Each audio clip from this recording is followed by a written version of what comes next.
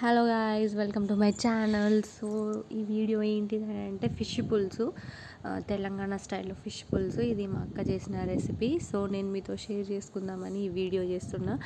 ఎంతమంది fish lovers ఉన్నారు? ఇదైతే ఫిష్ లవర్స్ కోసమే. ఆల్మోస్ట్ ఆల్ నేను కూడా ఫిష్ లవర్నే. ఈ వీడియో ఎండ్ వరకు చూడండి. ఫస్ట్ ఆఫ్ ఆల్ ఫిష్ని అయితే మంచిగా క్లీన్ చేసుకోవాలి, మంచిగా వాష్ చేసుకొని దాన్ని పక్కన పెట్టేసేయండి. ఇంకో మిక్సర్ గ్రైండర్లో ఆనియన్, టమాటా, మిర్చి అండ్ కొంచెం వెల్లిపాయలు, కొత్తిమీర వేసి మంచిగా గ్రైండ్ చేసేసి పక్కన పెట్టేసేయండి. అండ్ ఇంకొక కడాయిలో మెంతులు, జీలకర్ర, ఆవాలు వేసేసి మంచిగా మిక్సీ పట్టేసేయండి. అదే మెయిన్ ఇంగ్రీడియంట్ అనమాట ఫిష్ కర్రీకి.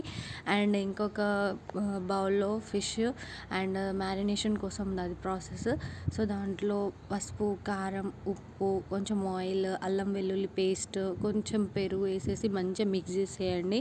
అండ్ ఇంకొక బౌల్లో కొంచెం చింతపండు తీసుకొని, మీకు ఎంత కావాలో అంత చింతపండు తీసుకొని దాన్ని పక్కన పెట్టేసేయండి.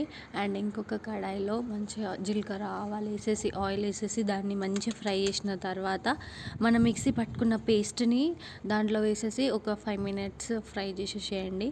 ఫ్రై చేసిన 5 minutesకి ఫిష్ పీసెస్ ఉంటాయి కదా, అదే మ్యారినేషన్ చేసిన పీసెస్, ఆ పీసెస్ అన్నీ గిన్నెలో వేసేసి మంచిగా కలిపేయండి. ఒక 1 time ఇట్లా కలిపేయండి.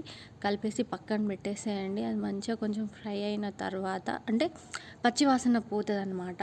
పోయిన తర్వాత దాంట్లో కొంచెం చింతపండు రసం, మనం ఆల్రెడీ చేసి పెట్టుకున్నాం కదా, చింతపండు రసాన్ని గిన్నెలో పోసేయండి. అదే ఫిష్లో వేసేసేయండి. మంచిగా వేసిన తర్వాత ఒక వన్స్ కలపండి. మంచిగా కలిపిన తర్వాత ఒక 5 minutes పక్కన పెట్టేసేయండి. ఎందుకంటే అది ఫిష్ మసాలా మొత్తం పట్టేసి మంచిగా చింతపండు పులుసులో కలిసిపోతుంది అనమాట. అప్పుడే టేస్ట్ అనేది కొంచెం మంచిగా ఉంటుంది. అండ్ లాస్ట్లీ ఫైనల్గా కొంచెం మనం జీలకర్ర మెంతుల పొడి పట్టుకుంటాం కదా, ఆ పౌడర్ వేసేసేయండి.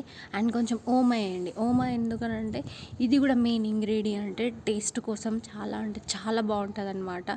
అండ్ ఫైనల్గా కొంచెం ఫిష్ మసాలా వేసేసి మంచిగా దాన్ని గంటెతోటి కలపకూడదు, ఎందుకంటే ముక్కలన్నీ విరిగిపోతాయి.